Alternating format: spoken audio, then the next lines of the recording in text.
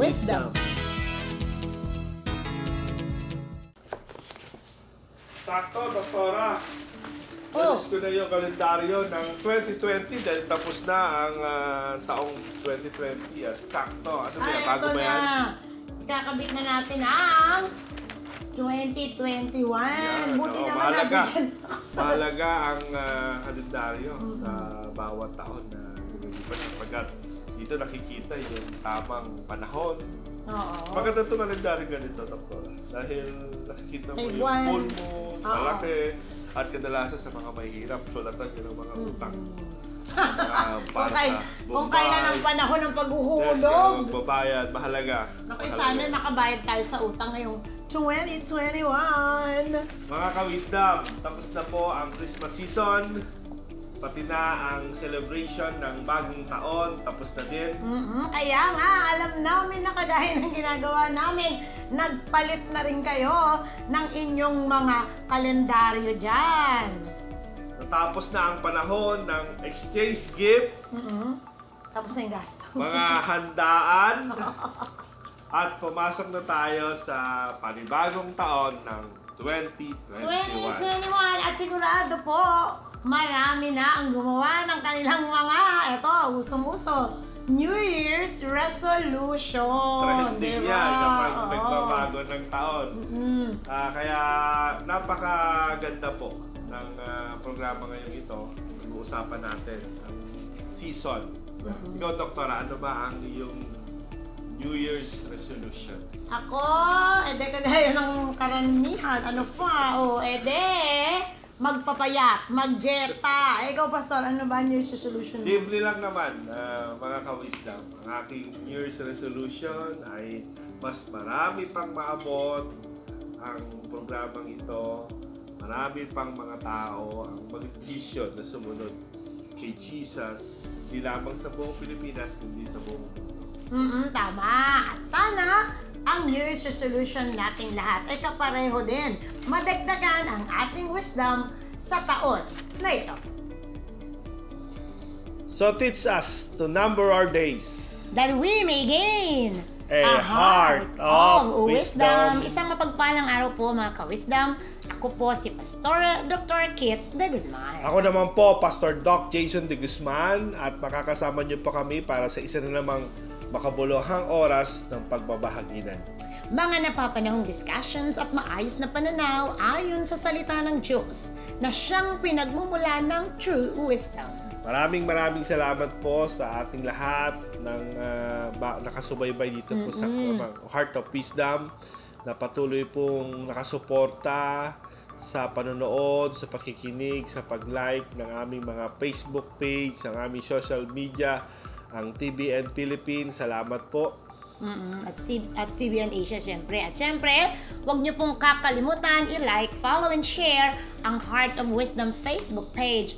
At para po sa inyong mga nais ibahaging wisdom, i-message nyo lang po kami para maibahagi natin sa mga susunod na episodes. Mga yung mga tipong gusto nilang talakayin, pag-usapan, at pagbahagi na natin sa pamagitan ng programang ito.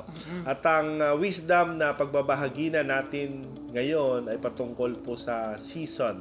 Season. Ito yung panahon sa mundo na mayroon tayo. Kasi dito po sa atin meron tinatawag na winter, spring, summer, or fall. Yes. Pero dito sa Pilipinas, wala po tayong 4 seasons. Yeah.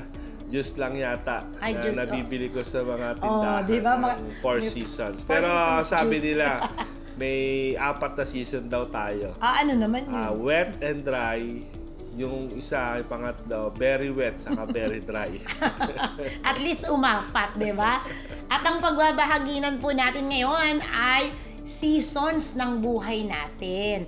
Mahalaga kasi na ma-recognize natin ito upang makagawa tayo ng mga tamang hakbang at desisyon base sa season natin. At syempre, kapag alam natin ito, hindi tayo basta-basta mapoprostrate o kaya madidiscourage kapag hindi nangyari yung mga bagay ayon sa ating mga plano o ating mga kagustuhan. Totoo yan. Kasi minsan pag hindi natin alam na, hindi pa pala panahon, ipipilit pa natin, Kaya minsan kapag sabi nga, kapag daw hindi panahon ng prutas, maasim. Pilit. Yeah. Totoo yun. Sabi ng Ecclesiastes 3:1, to everything there is a season, a time for every purpose under heaven. Tama po yan. Ang lahat sa mundong ito ay may kanya-kanyang panahon, may kanya-kanyang oras. To everything, Pastor, ibig sabihin, lahat, sabi sa Tagalog, lahat sa mundong ito, ibig sabihin, walang exemption, ha? Ang lahat ng nilikha ng Diyos, mula sa bungang kahoy, katulad sinabi ni Pastor kanina, maging sa mga hayop, di ba? May panahon yan, at syempre, sa buhay natin. Kaya kailangan natin ng wisdom upang matuto tayo maghintay sa tamang panahon na itinakda ng Diyos. At tanggapin din natin naman kung hindi pa talaga panahon ito. Oo, mahirap kasi, di ba? Paano nga ba natin malalaman na ito na nga ang iyong panahon? Dahil kapag panahon mo na ka-wisdom, lahat ng pintuan, bukas na bukas yan para sa'yo. Alam mo yung automatic door? Napunta ka na ba sa mga malls? Yes, diba? mga Pag hotels. tatayo ka lang na gano'n. May mga sensors. Yeah. Diba? Pag season mo na, sabi nga, hindi ka na mahihirapan. Pero kapag hindi mo pa season, ako, Pastor, kahit na lahat ng dugo pawis dumaloy dyan. Yun nga sinasabi ko kanina. Wala Kapag, yun eh. Kasi hinog sa pilit, hindi masarap, hindi maganda. At sa buhay naman, kapag pilit lang, tiyak mahirap din. Mahirap talaga. Kahit si Lord Jesus, alam din niya ang panahon na hinog na o tama na ang panahon. Tingnan niyo, sabi niya sa John 4:35, do you not say there are still 4 months and then comes the harvest? Behold, I say to you, lift up your eyes and look at the fields, for they are already white for harvest. Sabi po sa Tagalog, 1:4:35, magandang balita Biblia. Hindi ba sinasabi ninyo, 4 na buwan pa lang at anihan na? Sinasabi ko naman sa inyo, masdan ninyo ang mga bukid, hinog na ang trigo at handa ng anihin. May panahon ng pagtatanim at panahon ng pag-aani. Baka akala natin ay hindi pa panahon ng anihan, pero sabi ni Lord, panahon na. Huwag nating ipikit ang mga mata natin sa harvest time o harvest season. Maaaring ang sinasabi ng tao ay hindi pa panahon.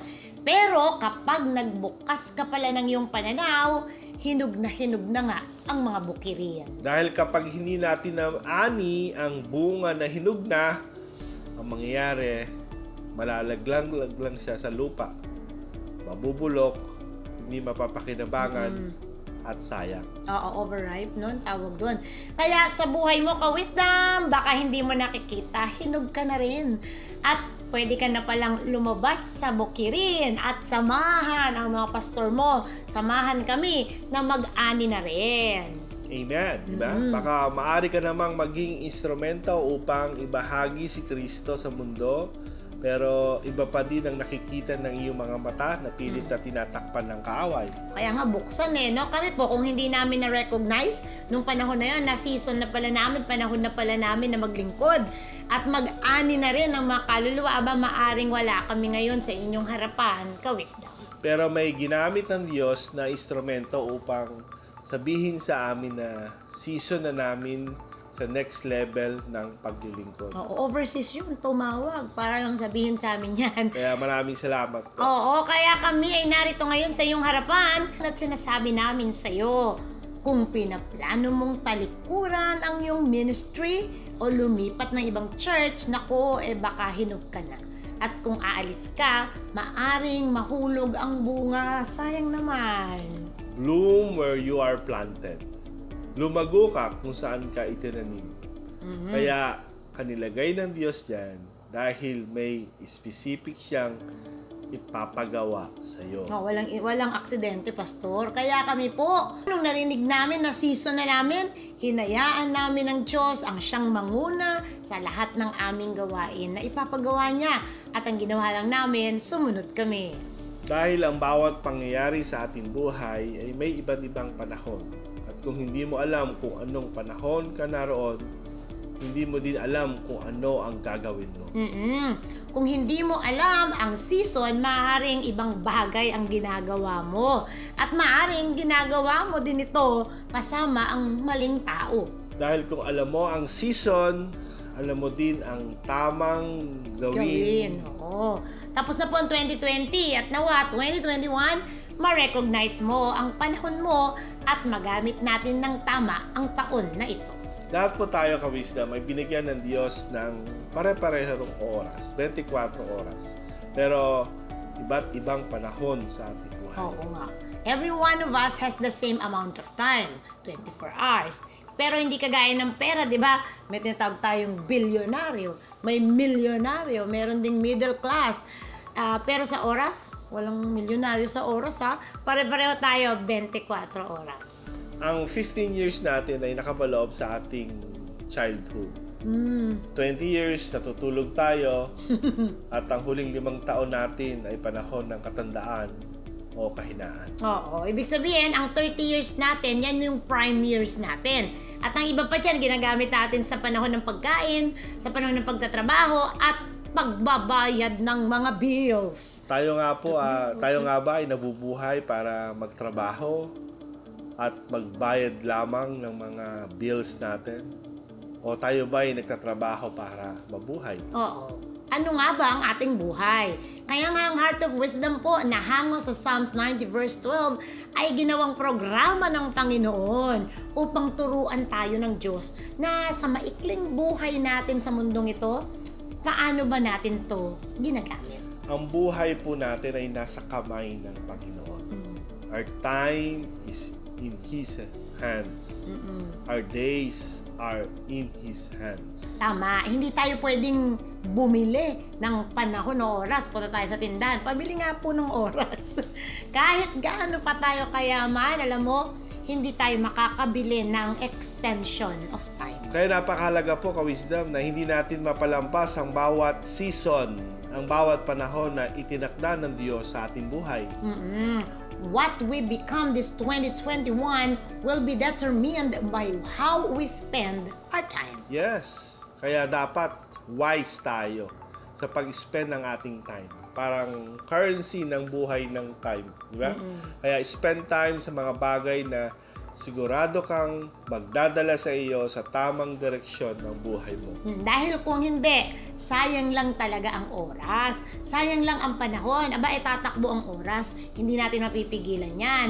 Pero, nauubos yung oras, Pastor, marami, wala naman na-accomplish. Yes, sayang. siguruhin po natin na ang bawat oras na ginagamit natin ay magdadala sa iyo sa greatness at hindi sa kabiguan. Tama. Saan ba natin dapat i-spend ang time natin this 2021? Para naman hindi masayang. Siyempre, dapat una, alam natin, Pastor, yung mga priorities natin sa buhay natin. Yes, at lagi nating sinasabi yan. Ang priority ay ganito. Number 1, si God. Number 2, ang family natin. At ang number 3, ay yung ating work, trabaho, or ministry. At kapag alam na natin ang priorities natin, magagamit na natin ng tama ang oras at panahon natin.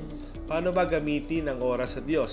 At paano ba malalaman na tamang season mo na sa paglilingkod sa Diyos? Abe, wag magpa-confuse sa'yo na ang ministry na ginagawa mo ay para kay Lord, 'di ba? Minsan kasi ganun madalas busy sa kingdom pero hindi busy sa king. Yes, maraming guilty sa ganyan sitwasyon. Kapag sinabi nating priority natin si God, ang unang ginagawa natin ay mag-spend ng oras sa Kanya. Hindi yung busy ka sa ministry, iba po yun. Iba yung busy sa ministry talaga. Yan ang kaibahan ng magkapatid na Maria at Martha. Si Maria, she chose the best thing. Si Martha naman, pinili niya na maglingkod sa pamamagitan ng pagiging busy. Ito po kwento ko sa inyo. Luke 10:38-42. Now it happened as they went that he entered a certain village. This is Jesus now. A certain woman named Martha welcomed him into her house. And she had a sister called Mary, who also sat at Jesus' feet and heard his word. But Martha was distracted with much serving. And she approached him and said, Lord, do you not care that my sister has left me to serve alone? Therefore, tell her to help me. And Jesus answered and said to her, Martha, Martha, you are worried and troubled about many things, but one thing is needed, and Mary has chosen that good part which will not be taken away from her. Sabi po sa Tagalog, Lucas 38:42. Dumalaw si Jesus kina Marta at Maria. Si Jesus at ang kanyang mga alagad ay nagpatuloy sa kanilang paglalakbay at pumasok sa isang nayon. Malagod silang tinanggap sa tahanan ni Marta. May kapatid siyang si Maria na naupo sa may paanan ng Panginoon upang makinig sa kanyang itinuturo. Si Marta naman ay abalang-abala sa paghahanda, kaya't lumapit siya kay Jesus at nagsabi, Panginoon, baliwala po ba sa inyo na pinababayaan ako ng kapatid kong maghanda ng nag-iisa? Sabihin nga po ninyo siyang tulungan naman ako. Ngunit sinabi ng Panginoon sa kanya, Marta, Marta, nababalisa ka at abalang-abala sa maraming bagay. Ngunit iisa lamang ang kailangan. Pinili ni Maria ang mabuti at ito'y hindi aalisin sa kanya. Ito yung pamimilian kung paano gagamitin ang oras. Ang maupo sa paanan ni Lord Jesus at mag-aral at makinig ng kanyang salita o maging busy sa mga bagay na hindi naman pinapagawa ni Lord sa time na yun. Kaya nga, mga ka-wisdom, recognize the season. Yeah? Sa time na ito, dumalaw si Lord kila Marta at Mary at ang layunin ni Lord ay magturo at hindi na-recognize ni Marta yon. Kaya akala niya kakain si Lord. Kaya naging busy siya sa kusina. Hindi po masama ang ginawa ni Martha. Abay, kudos. Congrats din sa mga masisipag magluto dyan, lalo sa mga church, yes. Lalo itong mga Magandang nakaraang ministry season. yan, feeding. Maganda yung intention, pastor Diba? Magpakain. Napakagandang intention nun. Mag-entertain. Pero sumablay. Sablay. Bakit? Dahil hindi yun ang hinihingi ng pagkakataon. Napakahalaga po na makilala mo kung ano ang pinapagawa ng Diyos sa iyo sa tamang oras at pagkakataon. Dahil mapapagod ka lamang, magsasawa at magrereklamo. Gaya ni Marta, nagreklamo siya kay Lord kasi hindi siya tinutulungan ng kanyang kapatid sa paghahanda. At maaring na-judge pa ni Marta si Maria na parang tamad lang. Oo, tamad-tamaran, diba?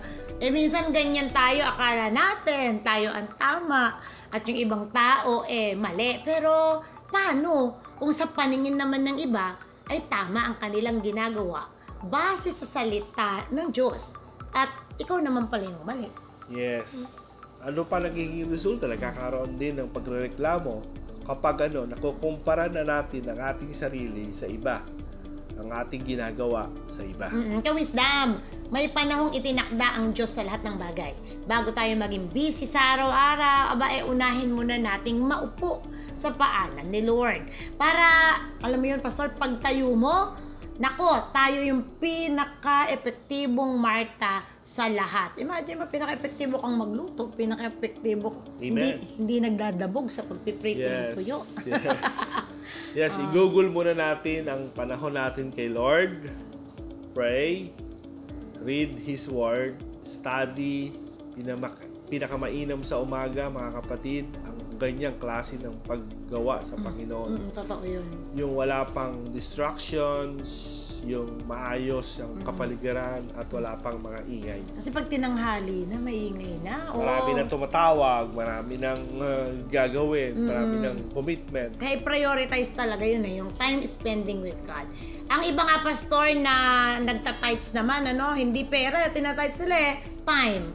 Now, yung 10% ng kanilang 24 hours, binibigay nila talaga kay Lord yun. At makikita naman natin sa mga patotoo, ang mga bunga nila, sa buhay nila, talagang evident At lahat naman ang ginagawa natin ay may gantimpala sa Panginoon. Tama. At siyempre, pangalawa sa ating priorities ay ang ating pamilya. Spend time with your family. Baka naman mas marami pa tayong panahon sa ibang tao kaysa sa ating pamilya. O mas mahaba pa ang time natin kay Mark Zuckerberg kaysa sa kanila. Facebook din pag may time. Hindi naman masama yun. Ginagamit nga rin ngayon. Pero, dapat nag-spend talaga tayo ng time sa pamilya. At syempre sa mga anak naman, baka naman mas mahaba pang panahon nyo sa mga online games kaysa sa pakikipagkwentuhan kay nanay at kay tatay. Lalo na pag matanda na sila. Yes, at sa mag-asawa, di ba? Siyempre naman, dapat lagi kayong may time na magkwentuhan, mag-pray together, magkape. Alam niyo po, yan po ang aming ginagawa ni Doktora. Sabay kami laging magkape, sabay nagkukwentuhan, sabay na nagsisharean. At kaming dalawa ay nagme-mentoran sa buong maghapon na papagawa sa amin ng Panginoon. Dahil po dapat mahalaga sa isang relationship, open communication eh. Ibig sabihin, mas nakikilala niyo isa't isa, mas lumalalim yung relasyon nyo, at baka naman meron dyan, hindi na nag-uusap ka, wisdom, yung tipong magkasama sa bahay, pero Text, walang text. usap. Sabi, ito na yung tamang panahon, kaya naririnig mo ito. Mag-usap na kayo. Yes, Baka kasi, baka 2007 pa yung tampo mo, mag-usap na kayo. Iba't iba nga kasi ang season. Sa mga bagong kasal, honeymoon years, di ba? Tawag dyan. At sa mga medyo matagal ng kasal, nawawala na ang mga panahon na ganyan. Pero ka-wisdom, keep the flame of our relationship burning by spending time together. God, family, at ito na, yung pangatlong priority natin, no? Siyempre yung work or ministry. Ka-wisdom, pangatlo lang yan. Pangatlo. Huwag gawing una. Huwag gawing pangalawa. Yes, yan ang disenyo ng Panginoon. Dahil kapag nagpalit-palit yan, mahihirapan tayo. Mawawala tayo sa focus at magugulo ang ating mga gagawin. Naapektuhan ng lahat kapag pinagpalit-palit natin yan. Kaya itong 2021, this is another period, another year. At kung paano mo ginamit ang panahon mo last 2020, yan po ay hawak mong resulta ngayon. Halimbawa po, nagbugbo ka ng noong 2020 dahil inihintay mong matapos ang pandemya. Naku, huwag kang haasa na marami kang naipon sa bangko ngayon. Nagmukmuk lang. Wala kang ginawa. Oo. At kung noong 2020, hindi ka naging wise spender ng iyong time, kahit na nga nakapaloob tayo sa quarantine period, nasayang na nga yan. Kaya itong 2021, nawa po, makilala mo ang bawat season ng iyong buhay upang hindi masayang ang iyong time. Alam mo ba kung paano mo maprotektahan ang iyong oras para hindi ito masayang? Ito ay sa pamamagitan ng pagpaplano. Take control of your time by planning. Oo, naalala ko, yan yung sinabi ni Lord.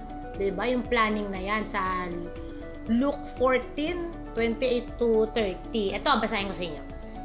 For which of you intending to build a tower does not sit down first and count the cost, whether he has enough to finish it? Lest after he has set the foundation and is not able to finish, all who see it begin to mock him, saying, this man began to build and was not able to finish. Lucas 14:28-30. Kung ang isa sa inyo ay nagbabalak na magtayo ng tore, hindi ba siya uupo muna upang magplano at kwentahin kung magkano ang magagastos niya upang matiyak kung may sapat siyang pera para maipatapos ang kanyang ipapatayo? Baka matapos mailagay ang mga pundasyon ay hindi naman mayari ang tore. Siya'y kukutyain lamang ng lahat ng makakakita niyon. Sasabihin nila, ang taong ito'y nagsimulang magtayo, ngunit hindi naman naipatapos. Oo. Maraming ganyan. Ano ba yan? Ningas po. Nag-aabang. Nag-aabang kung kailang kapapalitak. Hindi mo mapapatapos. Tama. Diba? Ayaw ni Lord na napapahiya tayo eh. Kaya ang paalala niya sa atin, magplano.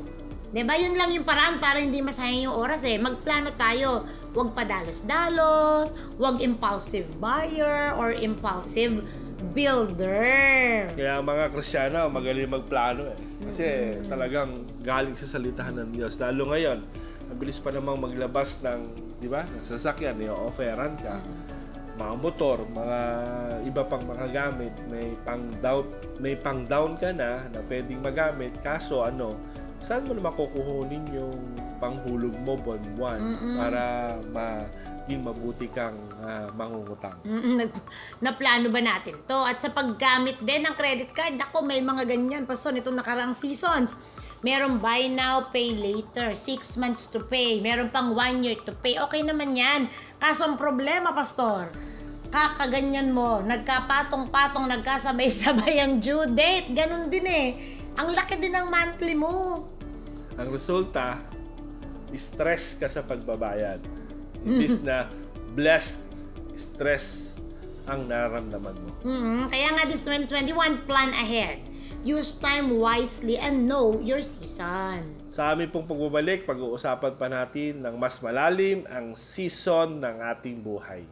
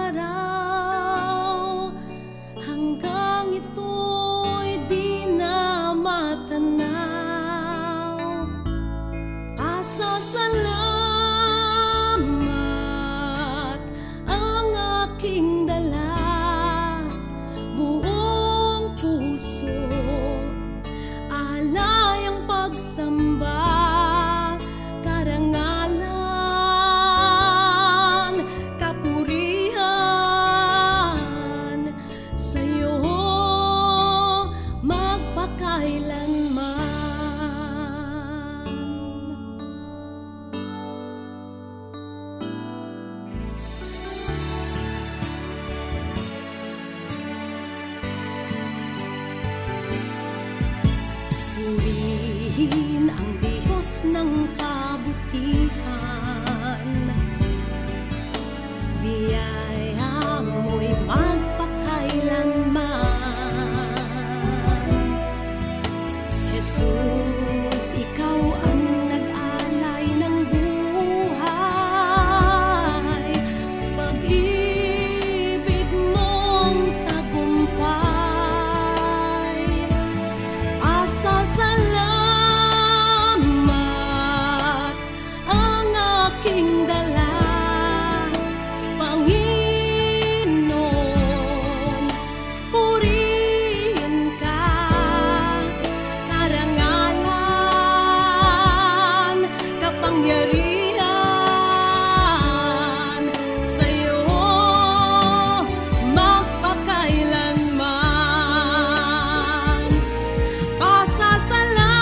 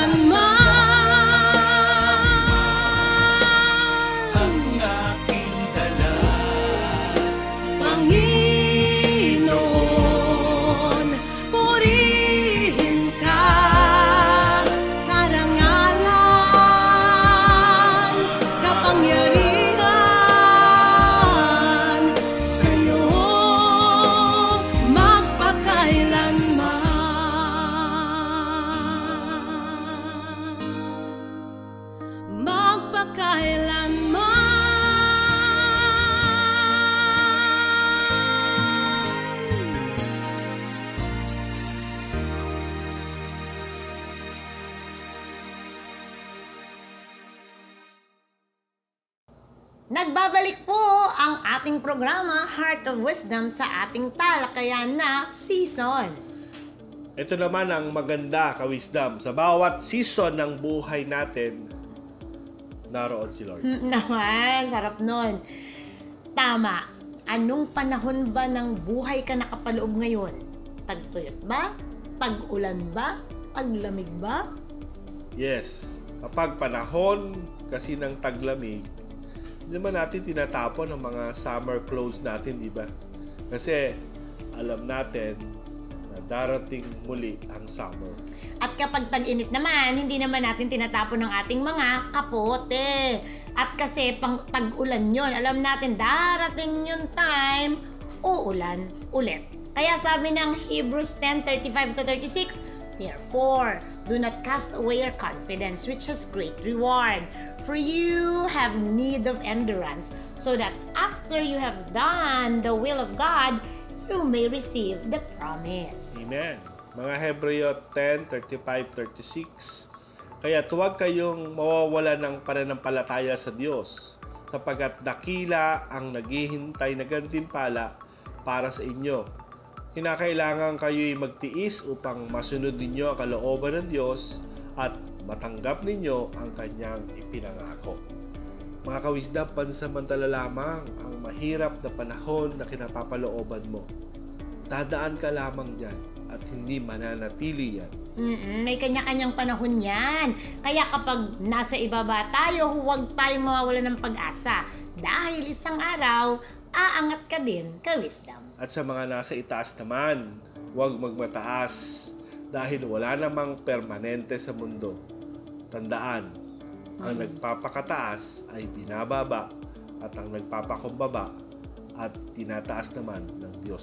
Tama. Excited ako dun, Pastor. Dun sa rewards na binasa natin. Sa mga nagtitiis sa panahon ng kanilang buhay na kinalalagyan. Na kahit mayaman ka, mahirap ka, hindi nagbabago yung puso niya. Kasi minsan ganyan pag mahirap tapos yumaman, nagbabago. Kaya naman pag mayaman, naghirap, nagbabago. Dapat kahit anong panahon ng buhay natin, hindi tayo magbabago, matuto tayo magtiis. At sa huli, may gantimpala tayo kay Lord. Yes, tama. Kailangan lang natin magtiis, maghintay sa tamang panahon na kanyang tinakda para sa kaganapan ng kanyang kalooban. Maaaring napalampas na nga natin ang 2020 at maaaring may mga regrets tayo way back 2020 dahil hindi natin nagamit ang panahon na to ng tama, lalo na nakulong tayo sa pandemya. Pero bawat bagong taon naman po kasi ay may bagong biyaya at bagong pagkakataon sa buhay natin. Ang bawat New Year ay isang blankong papel na nakaloob ng Panginoon sa atin. Gagawin mo lamang itala natin kung ang mga tama, kung paano natin gugugulin ang panahon natin sa buong taon, January to December. Tama. God has a plan for your life. Each year is a new chapter. Let us all plan for 2021 now. Yung blankong papel na yan, sulatan mo na. Yes, maaring kawisdam, may mga bagyo din ng buhay sa taong 2021. Hindi natin alam yan. Pero alam ng Diyos na may mga labanan tayong haharapin at sa buhay naming mag-asawa, ang pinangahawakan namin palagi ang Jeremiah 29:11, ang nagkontrol ng aming buhay. Jeremiah 29:11, for I know the plans, for I know the thoughts that I think toward you, says the Lord, thoughts of peace and not of evil, to give you a future and hope. Jeremiah 29:11, sapagkat batid kong lubos ang mga plano ko para sa inyo, mga planong hindi ninyo ikakasama, kundi para sa inyong ikabubuti. Ito'y mga planong magdudulot sa inyo ng kinabukasang punong-puno ng pag-asa. Tama si Pastor. Kung hindi po dahil sa pangako ng Diyos na to sa amin, abay malamang hindi namin nakilala na season na pala namin na aangat na kami sa pangalawang level, pangatlong level, papataas na level ng aming paglilingkod. Na maaaring kung hindi dahil po dito, sumuko na kami. At kung sumuko kami, iniwan namin ang paglilingkod o lumiko kami ng landas o di kaya ay huminto kami sa paglalakbay, hindi po namin alam kung nasaan kami ngayon. Nung panahon na pasoko na po kami, yung talaga naman. Alam niyo po, itong Jeremiah 29:11, talagang parang nagpe-play na siya pa uli-uli sa aking isipan, sa aking puso. Naging buhay siya kasi At parang audible voice na naririnig mo na pag gusto mo sumuko, sasabihin ni Lord, for I know. I know. Amen. Yan lang. At nanatili nga po kaming nagpakatatag kung kaya't nangyari ang kalooban ng Diyos sa kanyang itinakdang panahon sa amin. Sa bawat panahon ng buhay natin, dapat malinaw sa atin ang kalooban ng Diyos.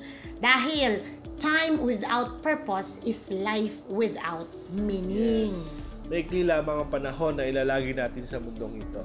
70, 80, 120 years. Maikli lang yan compared to eternity. Kaya nga dapat i-maximize po natin ang buhay natin, i-maximize natin yung time natin, i-maximize natin ang seasons natin. Alam ni Lord ang past, present, and future. Hindi din siya nabibihag ng oras dahil ang tahanan ng ating Panginoon ay eternity. Tayong kanyang mga nilikha lamang ang nabibihag sa limitadong oras at panahon sa mundong ito. Ang napakaganda naman, ka-wisdom, God sees the end from the beginning. God knows what's coming. He always see the end from the beginning because, I love this, He is the Alpha and the Omega. Yeah. Binigyan tayo ng Diyos ng kanya-kanyang oras, kanya-kanyang panahon, kanya-kanyang pagkakataon. Sa wisdom nga natin kanina na to everything there is season, time for every purpose. Everything He created has a purpose and it has time attached to it to fulfill its reason for living. Lahat tayo nilikha ng Diyos for a purpose, ka-wisdom. At lahat ay may season na kasama ito. At panahon na dapat maganap ito. Oo, time was created for purpose to be fulfilled. Kaya kung alam natin to, alam natin na, naku, limitado lang talaga yung panahon natin. Kailangan nating makilala ang tamang season sa buhay natin at syempre, ipamuhay natin ayon sa purpose na bigay ni Lord sa atin. Nilagyan ng Diyos ng panahon ng lahat ng bagay. There's time for every purpose under heaven. Alam mo ba, that you were born to do something at mayroon ka lamang itinakdang panahon para gawin ito. Kaya ngayong 2021, don't waste time. Hindi po tayo hihintayin ng oras. Ito po ay lalakad at hindi natin mapipigilan. Walang boss. Boss ko ang oras, walang ganun, di ba? Time moves. Kaya nga, don't be late to discover your purpose. Ano ba talaga ang pinapagawa ni Lord sa'yo? At doon ka lamang mag-focus. Doon ka tumuon ng atensyon mo ngayong 2021. Sabi nga, remember your Creator in the days of your youth. Sabi yan ng Ecclesiastes 12:1. Remember now your Creator in the days of your youth, before the difficult days come, and the years draw near when you say, I have no pleasure in them. Gamitin ang oras effectively habang bata pa, habang may panahon pa. Season mo ng kabataan ngayon, huwag gugulin sa mga bagay na magre-resulta ng pangit na kinabukasan. Gamitin ang lakas upang makilala ang iyong malilikha. Oo naman. Sayang kabataan. And you know, time manifests itself in seasons. Ang season, nagbabago yan. Kaya nga, dapat when seasons change, dapat alam natin, Pastor, may adjust yung sarili natin. Ang salitang season, sabi ng dictionary, ang ibig sabihin ay a time characterized by a particular circumstance or feature. So, ibig sabihin talaga may oras, Pastor. Nakapaloob yan sa oras na siyang pinag-usapan natin sa unang bahagi ng ating programa. Na, use your time wisely. Ano sinabi natin? Don't waste your time. Diba? Spend time wisely. Ganyan. Ibig sabihin ng season ay an indefinite period of time. Pansamantala lamang, hindi tayo mananatili sa ganitong sitwasyon. Matatapos din ang pandemya, matatapos din ang sakit at karamdaman, matatapos din ang panahon ng paghihirap at kasalatan. Oo. At alam niyo po, may dalawang uri ng season. Ano kaya yon? Ito yung una, in season. Yung napapanahon, Pastor, no? Tamang panahon, di ba? At saka yung out of season. Yung mga basketball may season. Yes. Oo, every year may season sila. Ilan? 3 conferences. Kasi iba-iba yung champion doon. Maaring iba, maaring sila. Ganun din sa buhay. Yes. Sa bawat season pala, May pwede. labanan yun, may labanan. May Oh, labanan, pareho lang. may mga rules na dapat gawin. Kaya lalo ngayon, panahon ng pandemya, sila yung nasa Ayun bubble. lang. Yeah. Nung panahon na naalala ko, yung panahon na sila Steph Curry, Yes, season NBA. nila, puro sila eh. Yes, back to back. Oo, tapos dumating din yung out of season nila. Out of season sila, na hindi na injured, nawala ng mga tao, malis, Oo. palit-palit. Yeah. Oo. Kaya dapat alam natin ang panahon at Totoo. nakakasabay tayo dito.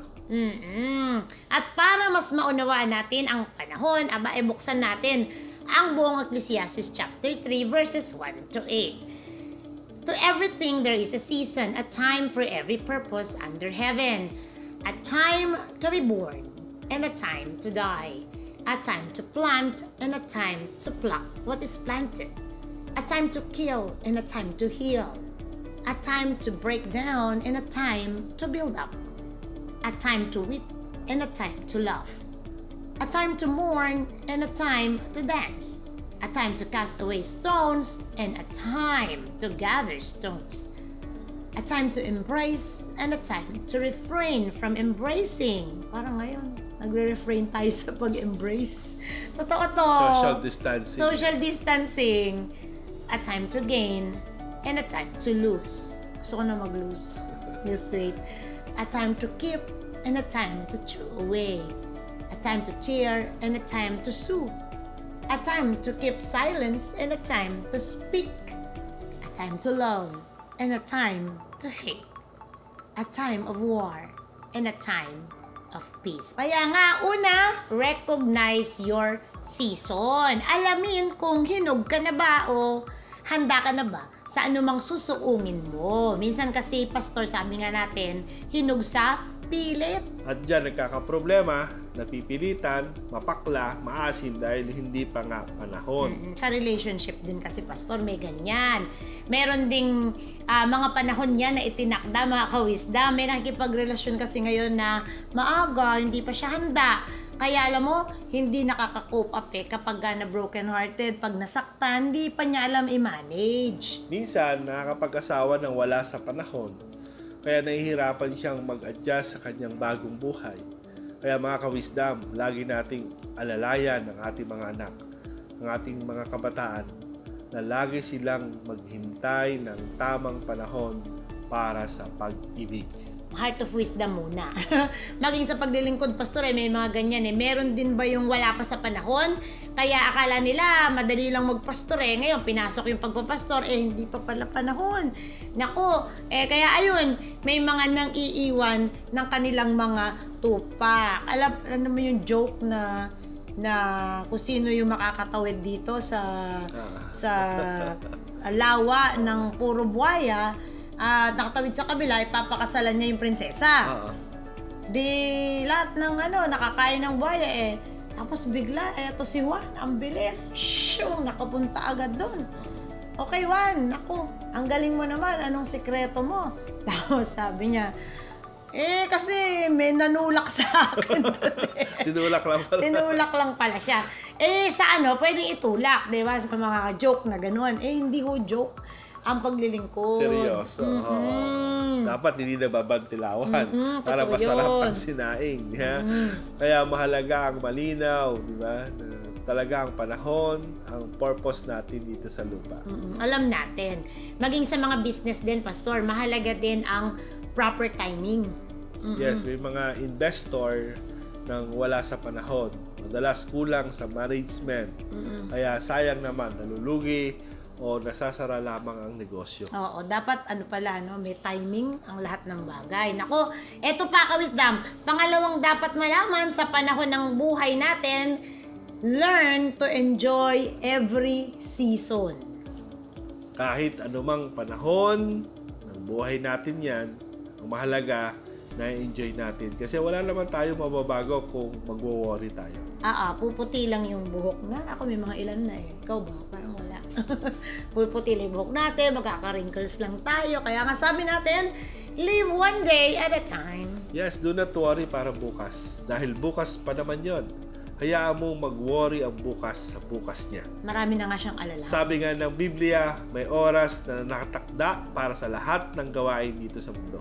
Oo, hindi pa nga kasi oras pastor para dyan, inaalala mo na. O kaya, di ba yung patong-patong na, pinipilit, hindi pa naman dapat. Alam mo, ka-wisdom, wait ka lang. Darating din yan. Ang mga gawain na yan, hindi naman matatapos, di ba, kung yan ay pagsasabay-sabayin mo. Malamang, mali-mali yan. O kaya maghahalo-halo. Ilagay sa tamang oras ang bawat gawain. Yung madalas kasi, pastor, hindi pa tapos yung ginagawa, inaalala na niya Yun, yung yan susunod. na nakakapagod Buibigat ang buhay. Ayun diba? lang mo, minsan biktima ako niyan. Yes, nung Oo. nagwo-worry, nagpapanik, kaya napapagod ang ating physical na katawan, ang ating isipan. Yan na nga yung tinatawag na pag-alala, yung tinatawag na multitasking. Kaya madalas na-stress ang tao. Nako ano-ano pa ba ang itinakdang oras sa atin? Eto pa, may oras ng pagsilang at may oras ng kamatayan. Muli, ka-wisdom, hindi ka aksidente. Dahil ikaw ay pinili ng Diyos na isilang sa mundong ito for a specific purpose. Kaya bago pa dumating ang itinakdang oras ng kamatayan, nawa, magampanan mo ang layunin ng Diyos sa iyong pagkasilang. Saka kung alam natin na may panahon lahat ng bagay sa kamay ng Diyos, di na din mahirap tanggapin ang mga pangyari sa buhay natin. Kahit mahirap, kahit masakit, lalawakan natin ang ating mga pangunawa sa Kanyang salita. May oras ng pagtatanim at may oras ng pag-aani. Totoo yan sa bukid. Yeah? Maging sa pagtatanim ng mabuting bagay, totoo din yan. Dahil kung ano ang itinanim natin, yun din ang ating aanihin. Kaya huwag tayong mag-expect ng pag-ani kung hindi naman tayo nagtanim. Oo. Baka nga hintay ka ng hintay, di ba? Kaya, ka-wisdom, kung nasa planting season ka pa lamang, huwag kang mainip. Huwag kang ma-discourage. Sa mga nagsisimula ng gawain, ikaw na ang usher, ikaw na ang MC, ikaw na yung musician, May ikaw na ganyan. yung singer, ikaw pa yung tigalipan sa computer, Oo, totoo yan. ikaw pa yung preacher. Wisdom, darating ang panahon. Magkakaroon ka rin ng mga workers sa iyong church, sa pinagkatiwala sa iyong iglesia ng Panginoon. Oo. I-recognize natin yung season. Binigyan tayo ng Diyos ng mga oportunidad. Dapat i-take advantage natin to. Nagbukas ng pintuan, tumayo ka lang nga, nagbukas yung pintuan, ayaw mo pang pumasok, papaano naman? Gusto itulak rin? May oras ng pagsasama at may oras ng paghiwalay. Hindi po ito yung paghiwalay ng mag-asawa. Baka Hindi nisip po nila yan ang maghiwalay. disenyo ng Panginoon. Oo naman. Di po ba ang mga anak natin ay mag-aasawa yan? Magtatayo sila ng kanya-kanyang tahanan sa bakit yan naman sabi ng Biblia. At tayong mag-asawa ang may iwan sa ating tahanan.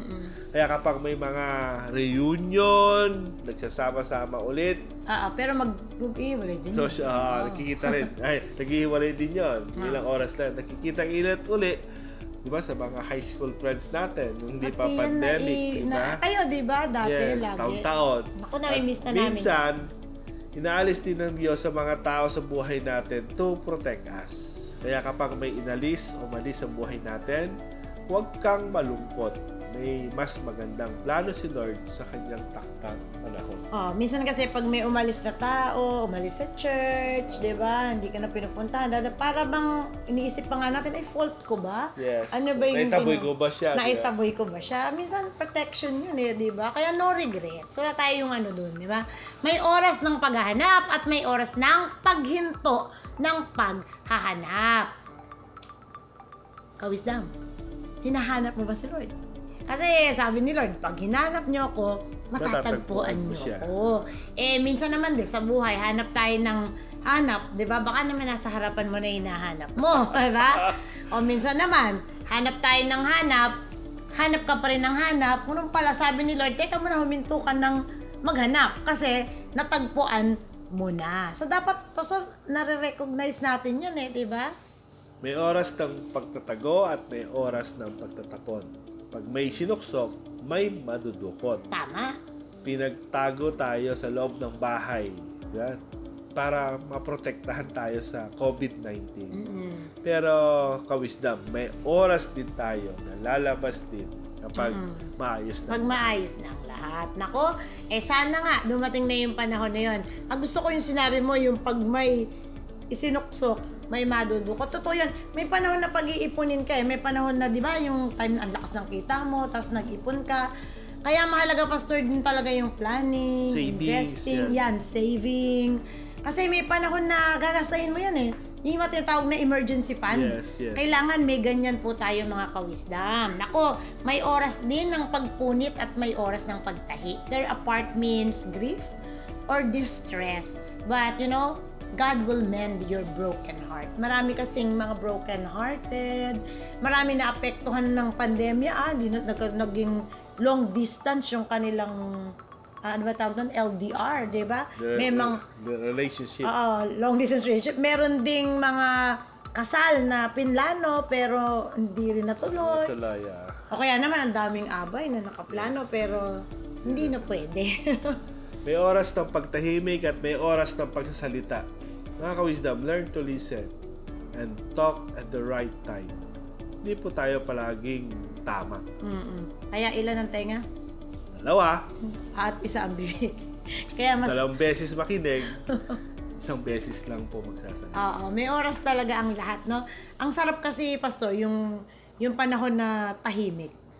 Pinakagusto ko dun sa part na tahimik, yung maririnig ko naman si Lord. Amen. Kasi sa prayer, di ba? Sa prayer, pag nagpe-pray tayo, mas malakas palagi yung voice na, Lord, Yes. gusto ko to, bilhin ko to, pag tumahimik pala tayo, dun na siya nagsasalita sa atin. Ako, ka-wisdom, itry naman natin yun. Hindi yung puro tayo. Tsaka, yun nga, katulad ngayon, nakikinig sila. Panahon na nakikinig kayo, nag-i-invest po kayo ng time eh. Ni-invest ninyo yung time ninyo, nagla-learn kayo sa paanan ng Panginoon sa pamamagitan ng programa na to. Kaya, aani po kayo sa huli. Ito pa, may oras ng pagmamahal at may oras ng pagkagalit. Pero itong iiwan ko, ka-wisdom ha, sasabihin namin sa'yo, abay, habaan mo yung pagmamahal. Mas habaan ng dapat ganito, pagmamahal. Mas mahaba yun. Yung Pagkagalit. Di lang. Pagkagalit. Yun lang. Ala, dadaan lang yan. Sabi nga, do not let the sun go down while you are angry. May oras ng digmaan at may oras ng kapayapaan. Kung nasa pakikidagma ka laban sa malubhang sakit, darating ang panahon, matatanggap mo din ng kagalingan. Kung may digmaan dyan sa isipan mo, si Jesus ang kapayapaan. Oo, totoo yan. Ako, ang hirap pa naman, alam mo nga, ang war, walang nananalo talaga dyan. Talo lahat dyan. Di ba nagka-vision ako na naginip ako na ang Pilipinas ay inatake ng missiles. And it's very clear talaga na sinulat pa talaga dun sa isang signboard, Philippines. Tapos dun tumama yung missile. It's like, parang pinakita ni Lord sa akin dun sa dream ko na yun ay parang neighboring country yun. So, hindi natin alam kung ano yung vision na yun. But let's pray na walang digmaan. Kaya sabi ng Biblia, may panahon ng digmaan, may panahon ng kapayapaan. Totoo yan. At ang oras na ito ay panahon na itinakda ng Diyos upang marinig mo ang kanyang mayamang salita. At kung hindi ka pa nakakasiguro sa iyong kaligtasan, panahon na upang itiwala mo ang buhay mo sa ating Panginoong Hesus. Tanggapin mo siya at kilalanin bilang iyong personal na Panginoon at tagapagligtas sa pamamagitan ng pagsunod sa panalangin ito ng pagtanggap. Kawisdam, kung nagdedesisyon ka ngayon na ibigay ang iyong buhay at puso sa ating Panginoon, sumunod ka sa simpleng panalangin na ito. Sabihin mo, Panginoong Hesus, kinikilala kita bilang Panginoon at tagapagligtas ng aking buhay. Tinitiwala ko sa iyo ang aking buhay simula sa oras na to. Patawarin mo ang aking mga kasalanan. Isulat mo po ang aking pangalan sa aklat ng buhay at selyuhan ito ng Santong Espiritu sa pangalan ni Jesus. Amen. At kung ginawa mo yan, ka-wisdom, ikaw ngayon may kasiguruhan na sa buhay mo na walang hanggan. Ikaw ay magpalago sa pamagitan ng pag-aaral ng kanyang salita. Naku, Pastor, napakabilis ng oras natin, pero ang dami-dami na nating napagkwentuhan. At sa susunod na linggo, mas marami pa at mas paganda pa ng paganda ang magiging talakayan natin. At kung kayo naman po ay napagpala ng aming programa at nais magpadala ng inyong mga donations upang patuloy nating maipahayag ang gospel sa mundo, nandyan po ang ating GCash and PayMaya account number.